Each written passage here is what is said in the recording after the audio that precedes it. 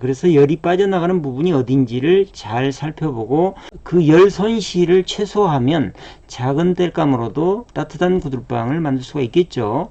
지극히 과학적인 원리에 의해서 그렇게 되는 겁니다. 이렇게 열을 뺏길 수 있는 통로 6가지 중에서 오늘은 고래 외벽에 대해서 알아보겠습니다. 발수 ALC를 쓰더라도 콘크리트하고는 10배 이상의 차이가 나죠. 옛날 집처럼 이 부분이 흙이나 돌로 되어 있다든지 콘크리트로 되어 있다든지 블록으로 되어 있을 때는 어떻게 하면 좋을까요? 안녕하세요, 해아람구들입니다. 이민년 새해가 됐습니다. 새해에는 다들 건강하시고 복 많이 받으시기 바랍니다. 그동안 영상이 좀 뜸했습니다. 제가 개인적으로 좀 바쁜 일이 있어가지고요, 영상이 뜸했는데 이번 시간부터는 구들방 설계에 있어서 측면 설계에 대해서 말씀드리기로 했었죠.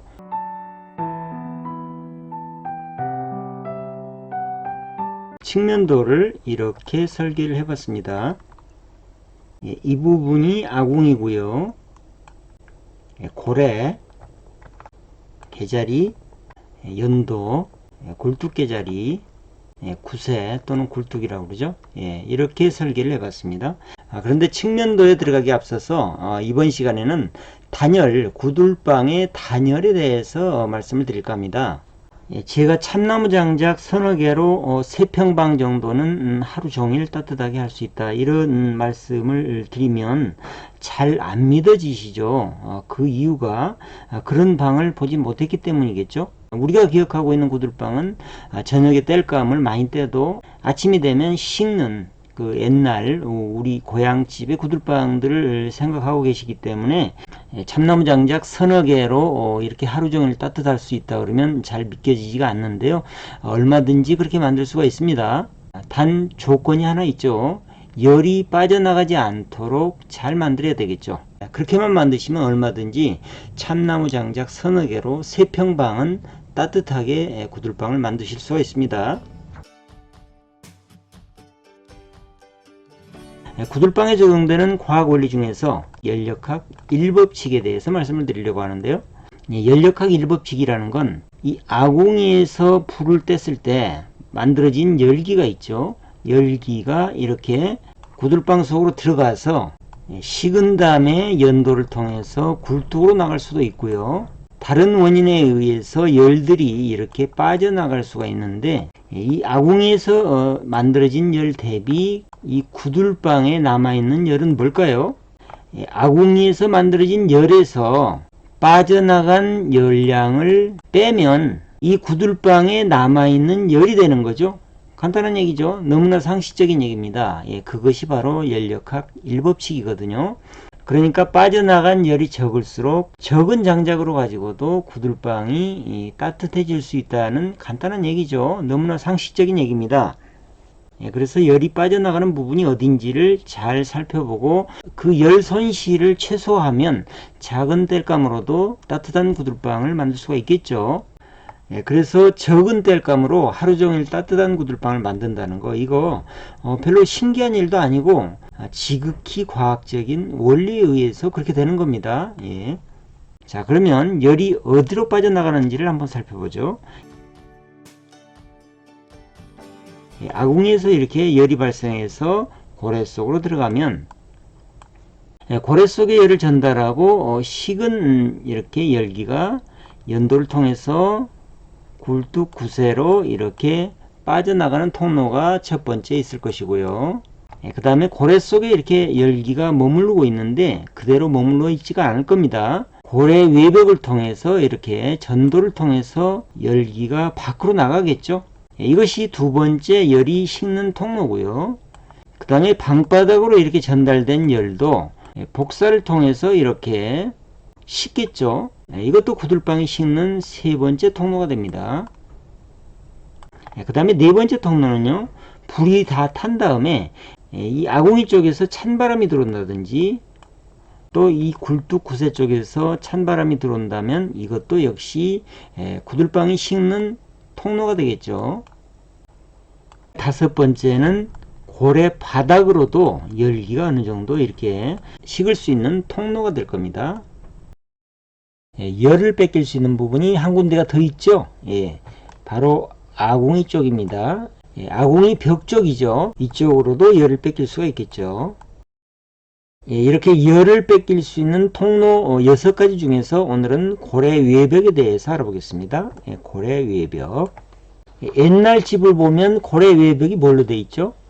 흙이나 돌로 되어 있죠. 흙하고 돌을 같이 섞어서 이렇게 만들죠. 요즘은 콘크리트 기초나 블록으로 된 벽 기초를 많이 쌓죠. 그러면 이런 재료들이 열을 얼만큼이나 잘 보존할 수 있는지, 이것을 판가름하는 기준이 뭐죠? 열 전도도라고 그러죠. 열 전도도가 좋으면 열을 빨리 전달을 하는 거죠. 외부로. 열 전도도가 낮은 것이 보온재가 되는 것이고요. 보온 효과가 좋은 재료를 써야 열이 잘 보존이 되겠죠. 열 전도도에 대해서 알아보겠습니다. 열이 전달되는 열 전달률은 이런 공식에 의해서 전달이 됩니다. 면적이 넓으면 열 전달률이 당연히 높겠죠. 그리고 외부하고 내부의 온도 차이가 높아도 열 전달이 쉽게 되겠죠. 온도 차이가 클수록 열 전달이 많이 되는 것이고, 면적이 넓을수록 열 전달이 많이 되는 것이죠. 그 다음에 중요한 게 재료의 열 전달 계수입니다. 이 열 전달 계수가 작은 재료가 보온이 잘 된다는 얘기죠. 재료별 열 전달률 표인데요. 열 전달률이 가장 작은 것이 뭡니까? 공기가 가장 좋은 보온재죠. 흐르지 않는 공기를 얘기를 하는 거죠. 공기의 열 전도율이 0.025, 025 정도 되고요. 그 다음에 스티로폼이나 그라스 울 같은 것이 0.03 정도 되고요. 그 다음에 ALC 블록 있죠. ALC 블록, 단열용 ALC 블록이 0.08, ALCI 350이 0.08 정도 되고요. 그 다음에 발수 ALC 블록이라는 게 있습니다. 방수는 아니고요. 발수 ALC 블록인데 이것의 열 전도율이 0.12 정도 됩니다. 그 다음에 우리가 흔히 많이 쓰는 재료 중에 하나 흑벽돌이 0.9에서 0.21 정도요. 그 다음에 흑벽 또는 흑몰탈이 0.69 정도가 되고요. 적벽돌이 0.96, 콘크리트가 1.38, 시멘트 블록 있죠? 시멘트 블록이 0.3에서 1 정도. 그 다음에 현무암돌이 3.01입니다. 철은 얼마나 될까요? 철의 열 전도율은 45입니다. 열 전도를 굉장히 잘하는 거죠. 그래서 건축에서 많이 쓰는 재료로서 가성비가 가장 좋은 것이 역시 스티로폼이죠.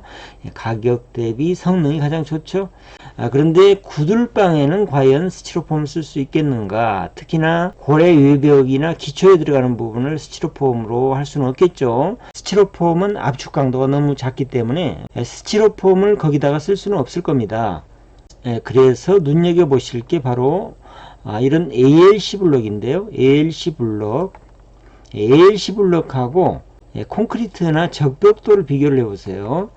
발수 ALC를 쓰더라도 콘크리트하고는 10배 이상의 차이가 나죠.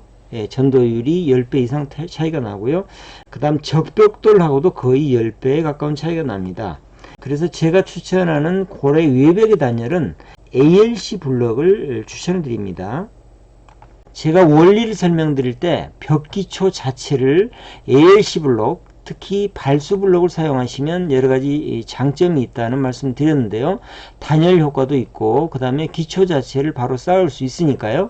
그런데 물론 벽기초를 ALC 블록으로 할 때는 요즘 내진 그 기준이 강화가 돼 가지고 내진공법 사용하셔야 되고, 그리고 발수 ALC 블록이라고 할지라도 방수 처리는 하셔야 됩니다. 그 부분만 주의하셔서 시공을 하시면 고래 외벽 쪽의 단열이 자연스럽게 되는 장점이 있겠죠. 이 고래 외벽이 콘크리트나 벽돌 또는 흙으로 되어 있으면 아까 보셨다시피 ALC 블록하고 비교해서 거의 10배 정도의 열 전도율이 높죠. 다시 말하면 한 10배 정도의 열 보온력이 떨어진다는 얘기죠. 그래서 제가 추천하는 건 ALC 블록을 추천을 드립니다. 그러면 이 벽 기초를 ALC 블록으로 하지 못했을 때는 어떻게 하면 좋을까요? 옛날 집처럼 이 부분이 흙이나 돌로 되어 있다든지 또는 콘크리트로 되어 있다든지 블록으로 되어 있을 때는 어떻게 하면 좋을까요? 이럴 때는 이렇게 하시면 되겠죠. 이 벽기초 안에 ALC 블록으로 단열을 하시면 됩니다. 그런 다음에 열기가 닿는 부분은 이렇게 식은담을 별도로 쌓으시면 되겠죠. 고래 외벽의 단열에 대해서 말씀드렸는데요. 혹시 이런 생각하실 분들도 계실지 모르겠습니다. 구들방 만들면서 단열까지 신경을 써야 되는가? 그런 분들은 아궁이에 땔감을 더 많이 떼시면 됩니다. 땔감을 적게 떼고도 따뜻한 구들방을 만들 수 있다면서 그러면 단열하시면 되고요. 이것은 선택의 문제겠죠. 단열을 잘하고 땔감이 적게 드는 구들방을 만들 건지 또는 단열에 신경을 덜 쓰고 땔감을 많이 뗄 건지 이것은 선택하시면 되겠죠. 이번 시간에는 구들방의 단열, 그 중에서도 특히 고래 외벽의 단열에 대해서 말씀드렸는데요.